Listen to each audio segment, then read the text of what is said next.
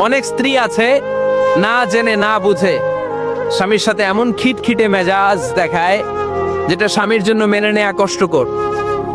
আমি একটা জরিপে পড়েছি, পৃথিবীর অনেক স্বামী স্ত্রীর কারণে হার্ট অ্যাটাক করে মারা যায়। আছে না নাই?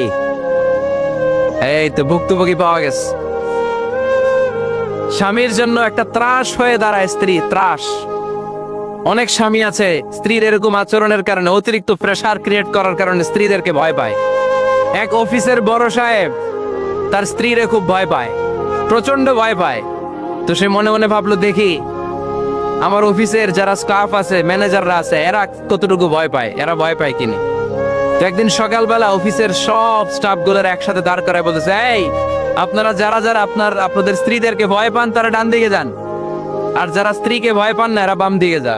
অফিসের সব কর্মচারী ডান দিকে চলে গেছে, সবাই ভয় পায়, একজন শুধু বাম দিকে। বাম দিকে কয়জন ভয় পায় না, আর যারা ভয় পায় এরা ডান দিকে, ডান দিকে সবাই। তো বড় সাহেব ভাবছে, আলহামদুলিল্লাহ আমার অফিসে একজন হইলেও বীর পুরুষ আছে।